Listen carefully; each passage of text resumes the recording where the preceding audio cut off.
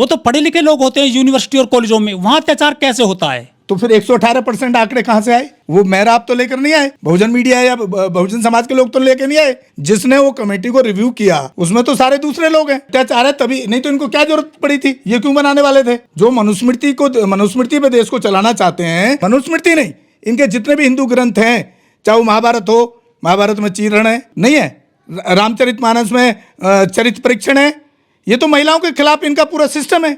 इनका कोई ग्रंथ ऐसा दिखा दीजिए जिसमें इक्वलिटी की बात करते हो। इक्वलिटी की बात किसी ग्रंथ में है? तो ये तो देश ही उससे अपने जो पुराने ग्रंथ हैं जिनमें शोषण लिखा गया है हमारे SC ST OBC माइनॉरिटी के लिए और महिला, देश की 50% महिलाओं की आबादी के लिए 90% हो गई। लेकिन कॉलेजों में कहाँ द्रोणाचार्य बैठे हैं? आपके सामने तो आप कॉलेज स्टूडेंट की बात कर रहे हैं, प्रोफेसर तक सेफ नहीं है। आपने प्रोफेसर रीतू का नहीं देखा, आपने लक्ष्मण यादव को निकाल दिया। आप किस तरह रतनलाल के ऊपर तलवार लटकी रहती है। रतनलाल शायद कांग्रेस ना ज्वाइन करते, हो सकता है रतनलाल का नंबर अब तक लग गया होता। तो जब प्रोफेसर तक सेफ नहीं है वहां इस समाज के, तो फिर स्टूडेंट कहाँ सेफ होंगे? और अभी लेटेस्ट में आपने देखा नहीं, अभी गुजरात में एक बच्चे ने सुसाइड करना पड़ा, पायल तडवी का केस है, कितने सारे केसेज हैं, रोहित वेमुला का केस है। तो ये कहाँ से आए? कोर्ट के जितने भी डिसीजंस हैं वो इस सरकार के जो आका जो तय कर रहे हैं वही हो रहा है। आपने देखा होगा, चाहे लाला केजरीवाल का केस देख लीजिए, अभी कैसे बरी हो गया इलेक्शन के बाद। तो ऐसी जो इस तरह की जो चीज़ें ये करते हैं ना, जो इनके अपोजिशन पार्टी में जो भी लोग हैं, किसी को भी नहीं बकसते ये, SC ST OBC नहीं, किसी को भी नहीं बकसते ये। तो इन्होंने इसको इसलिए किया कि कोर्ट के ये पहले हम अपना ये लागू कर देते हैं, उसके बाद में कोर्ट में पीछे से फूंक मार देंगे जज को कि भाई इसको स्टे कर देना। नहीं तो अगर उसके विरोध की बात की जाए तो जनरल कास्ट के जो यूथ जो विरोध कर रहे हैं, वो कोई विरोध करने की नहीं है उतनी में, कोई संख्या नहीं है उसकी। ऐसे तो 10-20 100-200 लोग तो कहीं भी इकट्ठा होकर के एक संगठन बना के एजिटेशन करने लग जाते हैं। तो क्या उसके ब्याह पे कोर्ट इस तरह के फैसले पे रोक लगा देगा? लेकिन लोग ये कह रहे हैं, जो बहुजन लोग हैं स्पेशली, कि इस मामले में सुप्रीम कोर्ट ने बहुत जल्दबाजी की पहली तारीख में, और इसमें जो है स्टे लगा दिया। ये कहीं ना कहीं ये प्रायोजित लग रहा है। ये बिल्कुल, मैं वही तो बोल रहा हूँ कि दोगली नीति रहती है कि एक तरफ इसके वोटों को किस तरह से हम कैच कर पाएं, और उधर सुप्रीम कोर्ट में जज को हवा मार दी कि भाई तुमको ये फैसला दे देना है। नमस्कार, मैं ओमदेव। आज हम हैं दिल्ली में, हमारे साथ हैं सीनियर पत्रकार गौतम रत्ना जी। गौतम रत्ना जी बहुजन चिंतक भी हैं और समय समय पर विभिन्न विषयों को लेकर अपनी जो टिप्पणी देते रहते हैं। तो हम जो आज बात करेंगे उसका विषय है कि केंद्र सरकार जो है इस वर्ष जनवरी के महीने में एक एक्ट लेकर आई थी, UGC एक्ट 2026। उसमें बताया गया था कि हमारे देश में जो यूनिवर्सिटी हैं और जो कॉलेज हैं, वहाँ पर जो SC ST और OBC स्टूडेंट के साथ में जो जाति के आधार पर अत्याचार होता है, उन पर जो है रोक लगाई जाए। इसी को लेकर ये एक्ट लाया गया था और इसको लागू भी कर दिया गया था जनवरी के महीने में। लेकिन जैसे ही ये लागू हुआ, जो सामान्य जाति के लोग बिलबिला उठे और उन्होंने कहा कि यह एक्ट नहीं है, यह तो हमारे स्टूडेंट्स के लिए, मतलब सामान्य जाति के जो स्टूडेंट हैं यूनिवर्सिटी और कॉलेजों में, उनके लिए डेथ वारंट है। उन्होंने इसका विरोध किया, इस एक्ट का, और इसके विरोध के बाद में वो इसको सुप्रीम कोर्ट लेकर चले गए, जहां पर इस पर पहली ही तारीख में रोक लगा दी गई। मतलब ये जो है एक्ट है अभी लागू नहीं हुआ है, 2012 वाला ही एक्ट जो है चल रहा है देश में। इसको लेकर हम बात करेंगे। गौतम रत्ना जी, क्या लगता है, ये जो एक्ट लाया गया था, कहा तो ये जा रहा है कि सरकार SC ST OBC स्टूडेंट्स के भलाई के लिए ये एक्ट लाई थी, जिससे कि उन पे जो है शोषण ना हो, उनका अत्याचार ना हो। लेकिन ये कोर्ट पहुंचा और इसको जो है अब जो है लटका दिया है हवा में। ये लागू होगा या नहीं होगा? पूरे मामले को सर किस तरह देखते हैं आप?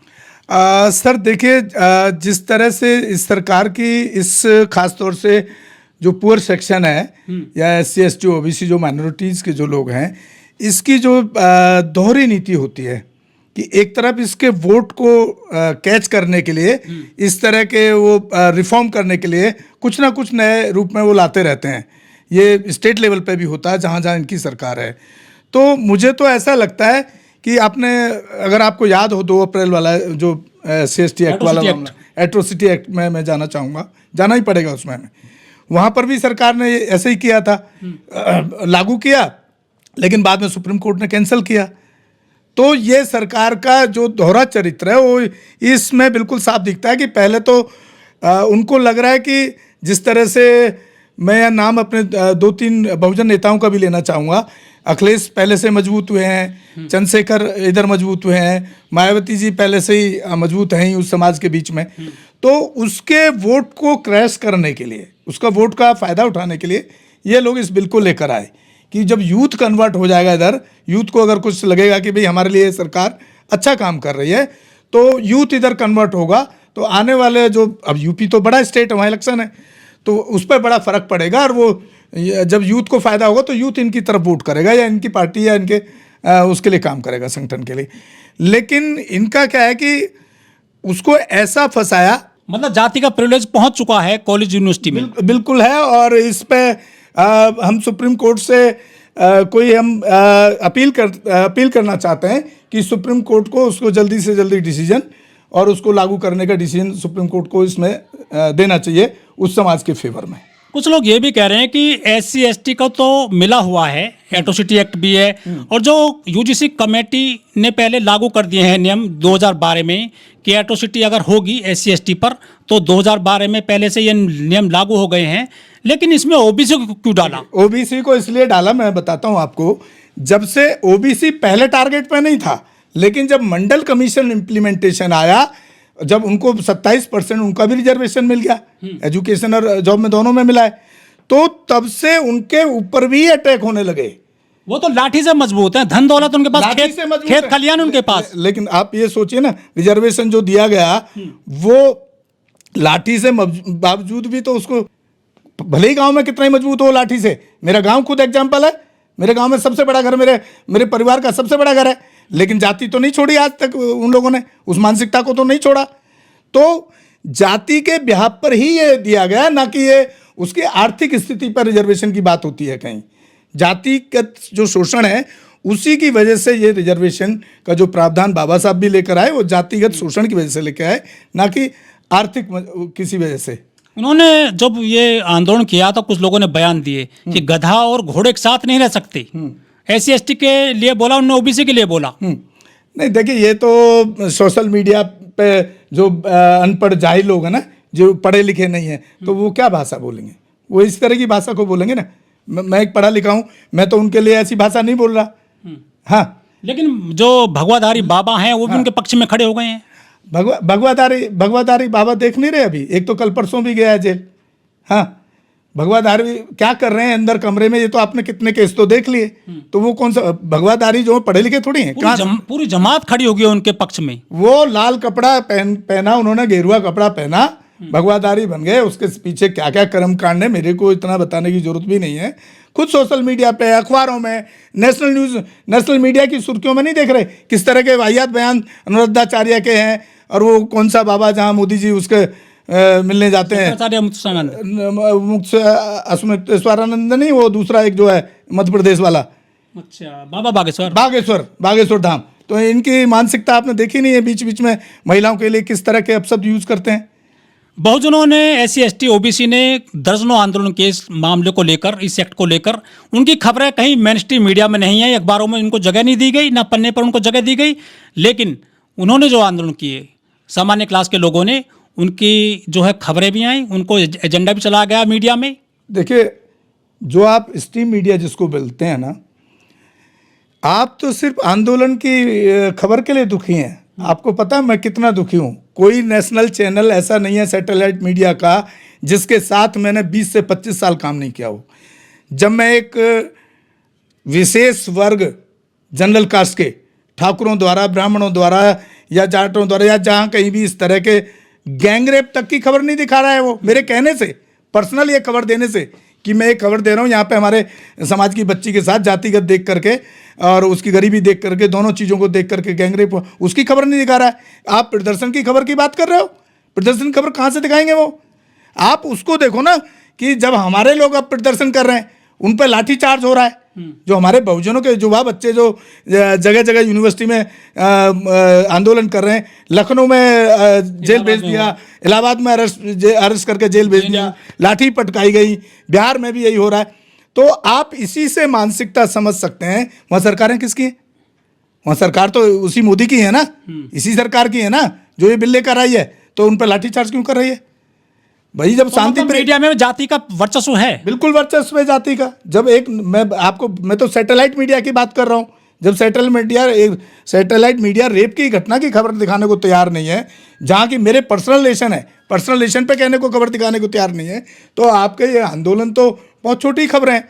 इसके लिए तो ये देखिए, हमारा जो बहुजन मीडिया, आप जैसे लोग हैं, हमारे जैसे बहुत लोग हैं, चाहे वो बोलने के तरीके से कह लीजिए, अपने social media, Facebook, YouTube, Instagram कि जब कोई वीडियो मिलियंस में आपकी कोई ऐसे अत्याचार की पार हो जाती है, तब जाकर के सैटेलाइट मीडिया उस वीडियो को उठाता है, उस चैनल की क्लिप को उठाता है, तब उस पर कभी कभार कोई बहुत बड़ा, जैसे मेरठ वाला कांड हो गया था बड़ा, तब जाकर के उसको सरदना वाला तब जाकर के वो खबर को नेशनल मीडिया ने दिखाया बाद में। तो वो तो नेशनल मीडिया को स्ट्रीम मीडिया नहीं कहिए आप, वो अब सिर्फ एक गोदी मीडिया बन चुका है। रवीश तो खुद उन्हीं के जनरल कास्ट से आता है, वो शिकार हो गया उसका, वो छोड़ते थोड़ी हैं किसको। अभिसार शर्मा इसका शिकार हुआ है। कितने पत्रकार जो न्यूट्रल थे, जो एक देश की आवाज थे, जिनका नाम है, मीडिया जो चाहेगी वो मुद्दा चलेगा देश में, मीडिया नहीं, जो मोदी चाहेगा वो चलेगा। मीडिया के चाहने से कहाँ हो रहा है? मीडिया के चाहने से होता तो आज ये नौबत ही नहीं आती। हमारे देश में बहुत सारे मुद्दे हैं, मामले हैं, इशू हैं जो सुप्रीम कोर्ट में सुनवाई के लिए लाइन में लगे हुए हैं, उन पर सुनवाई नहीं हुई, लेकिन सीजेआई साहब ने पहले इसको ले लिया सुनवाई पर, ये यूजीसी एक्ट को, और उसमें स्टे करा दिया। ये क्या सबसे बड़ा जरूरी था क्या? नहीं, प्री प्लान्ड है ना ये। सरकार ने एक तरफ से तो दिया तुमको, दूसरी तरफ से रुकवा दिया। लागू होने ना होने के लिए तो मैं गारंटी नहीं दे सकता हूँ, ना मैं बोल सकता हूँ, ठीक है। लेकिन अब जो 2 हेयरिंग, उसके बाद जो हेयरिंग लगी हैं, उन हेयरिंग को ही सस्पेंड कर दिया गया। हेयरिंग सस्पेंड करने का मतलब क्या है? लटकाना ही हो गया, लटकाया ही जा रहा है ना इसका मतलब। नहीं तो इसी हेयरिंग में फैसला देती कोर्ट। जो सरकार की मंशा उसको किस तरह देखते हैं? सरकार की मंशा इसको लागू करने की मुझे तो कहीं से भी दूर दूर तक नजर नहीं आती है। कुछ लोगों ने मोदी साहब की जाति भी खोज ली, कहने लगे कि हम तो बर्दाश्त नहीं कर पाएंगे मोदी जी को, मोदी सरकार को। जो सामान्य क्लास के लोगों ने उन्होंने निशाने पर ले लिया। मोदी की जो जाति खोजने की बात कर रहे हैं, मैं पहले आपको ये बता दूं, मोदी जनरल कास्ट से ही आते हैं। जो ये जाति का प्रिविलेज ले घूम रहे हैं अपने साथ, जो ये प्रधानमंत्री की जाति खोज सकते हैं, तो यूनिवर्सिटी और कॉलेजों में SC ST OBC को क्या बकस देंगे? बिल्कुल नहीं बख्शेंगे। मैंने वही तो बताया कि जब उनको ये रिजर्वेशन मिल गया तो उनको भी जो दूसरा सेक्शन है वो जाति के नाम से पुकारने लगा, उसको भी कहने लगा शूद्र है। ये भी उससे आया है, कोटे से। जो OBC के बच्चे जो गए हैं ना, उसके बाद से उनको भी, उनके ऊपर भी तो ये एलिगेशन, जो पहले SC ST पे लगता था, कंट्रोवर्सी होती थी, ये कोटे से आया, तो उन पर भी वो कोटा तो वो भी लिए हुए हैं, सुदामा कोटा 10%। वो उनको कहाँ दिख रहा है? वो उनको नहीं दिख रहा, क्योंकि वो EWS बना दिया, उसको नाम ऐसा दिया EWS। उसको जनरल कास्ट का नाम क्यों नहीं दिया? जो EWS है वो मैं समझता हूँ EWS ना होकर के वो जनरल कास्ट का रिजर्वेशन होना चाहिए था। तो ये फाइट फिर तब समझ आती लोगों को, ये जाति को दिया है। एक नया शब्द दोहराया है पिछले करीब 15-20 साल के दौरान, NFS, नॉट फाउंड सुटेबल। इसको किस तरह देखते हैं आप? Not for suitable, not found suitable. हाँ, नॉट फाउंड सुटेबल तो उसी तरह से है कि जो हमारे काबिल बच्चे हैं उनको भी नौकरी ना मिले, सीधा सा है। कह रहे हैं इनमें मेरिट नहीं होती। मेरिट क्यों नहीं होती? जब वो रिटन क्लियर हो गया तो वो NFS इंटरव्यू में कैसे हो जाता है? आप बताइए ना, मैं आप ही से पूछ रहा हूँ। अगर वो रिटन टेस्ट क्लियर कर लिया, वही यूनिवर्सिटी में होता है वैसे ही। हमारे पास विटनेस है, प्रोफेसर विक्रम हरिजन, जो नाम के पीछे हरिजन लगाते हैं इलाहाबाद के, मेरे यहाँ पे आ चुके हैं। उनको मैंने काफ़ी मदद करने की कोशिश की, उन पर जानलेवा हमला हुआ। उन्होंने खुद बताया यहाँ पे, हमारे इंटरव्यू में बोला उन्होंने कि वहाँ पे जो नंबर जो जाति देख करके दिए जाते हैं, रिटन में भी जो बच्चे एग्जाम दे रहे हैं, जाति बड़ा फैक्टर है। जाति बड़ा फैक्टर है। और मैं आपको दावे के साथ कह रहा हूँ, एक चीज़ और बता रहा हूँ आपको, जो कोई बोलता नहीं है वक्ता कोई भी, इस देश के से कितनी सालों, सैकड़ों, क्या मतलब शताब्दी मतलब कितने अभी शताब्दी जाएंगी, लेकिन यहाँ से कास्ट सिस्टम खत्म कभी नहीं हो सकता है।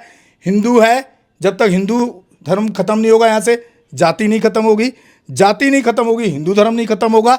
जब तक ये दोनों एक दूसरे के पर्यायवाची हैं, तब तक एक कास्ट सिस्टम आप इंडिया से बाहर नहीं कर सकते। कुछ लोग तो ये भी कह रहे हैं कि ये जो नौकरियों में इंटरव्यू होता है, वाइवा होता है, इसको ख़त्म कर देना चाहिए, तभी शोषण खत्म होगा। जो गरीब स्टूडेंट का, जो काबिल स्टूडेंट है, उनको जो है कम नंबर दिए जाते हैं, उनको पीछे धकेला जाता है। नहीं, ये बात काफ़ी हद तक ठीक है कि इंटरव्यू का जो है वो ख़त्म ही कर देना चाहिए, क्योंकि इंटरव्यू में वो जाति देख करके कितनी बार तो ऐसे नंबर देते हैं। नंबर नहीं, सोशल मीडिया पे देखा होगा, जाति जैसे शब्दों का वहाँ इस्तेमाल होता है इंटरव्यू में, जाति सूचक शब्दों का इस्तेमाल करके इंटरव्यू लिए जाते हैं। कितने सारे लोगों के अपडेट हैं इस तरह के हमारे बहुजन समाज के। बिल्कुल इंटरव्यू खत्म हो जाना चाहिए, लेकिन उसके बावजूद भी आप जो जाति का, जो पुअर सेक्शन का, पुअर कास्ट के लोगों का जो शोषण है वो नहीं रुक सकता। ये मैं बिल्कुल दावे के साथ कह रहा हूँ, क्योंकि वो रिटन में भी जाति देख करके जो भी उनको रिटन टेस्ट होगा वहाँ पे कॉपी तो वो होगी ना, चेक होगी ना। हाँ, तो वहाँ पर तो है ना कि रिजर्व सीट का है, रिजर्व सीट की ये कॉपी है, वहाँ तो क्लियर है। जब पूरा ये का आंदोलन चल रहा है पूरे देश में, ये SC ST OBC का, उसी दरमियान जो SC ST OBC के जो कोटे से चुने जाते हैं, जो सांसद हैं, विधायक हैं, वो खुल करके सामने क्यों नहीं आ रहे हैं इस जमात के साथ? सर देखिए, वो क्यों आएंगे, उसको तो काशीराम साहब उनको परिभाषित कितनी बार कर चुके, चमचा युग में लिख चुके। वो तो चमचा है। और मैं तो कह रहा हूं कि जो पॉलिटिकल रिजर्वेशन है ये पहले खत्म होना चाहिए।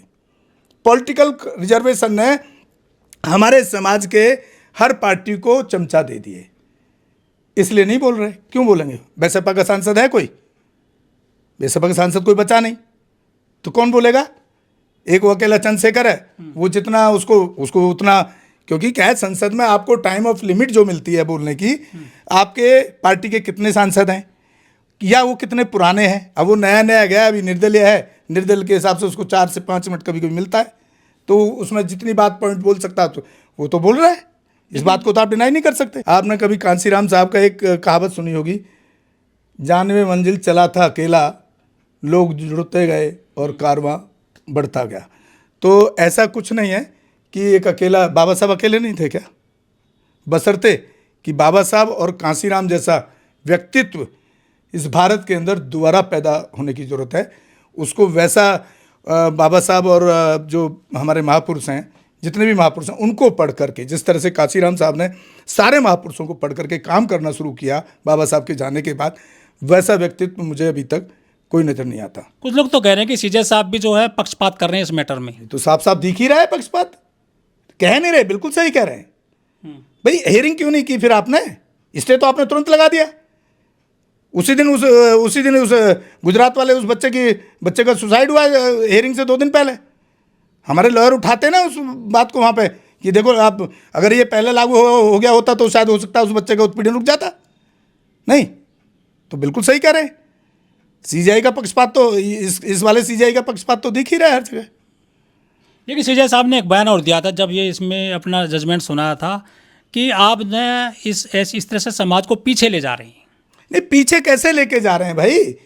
CJ कह रहे हैं कि अब तो शादियां भी हो रही हैं इंटरकास्ट। वो जो कमेटी जो बनी है, जो जिस कमेटी ने रिकमेंडेशन किया UGC बिल को, उस कमेटी में क्या सारे शेड्यूल कास्ट हैं क्या? पीड़ित हैं क्या? आप बताओ, पीड़ित हैं क्या? आप तो डेली इंटरव्यू करते हो, पीड़ित हैं क्या वो? नहीं पीड़ित।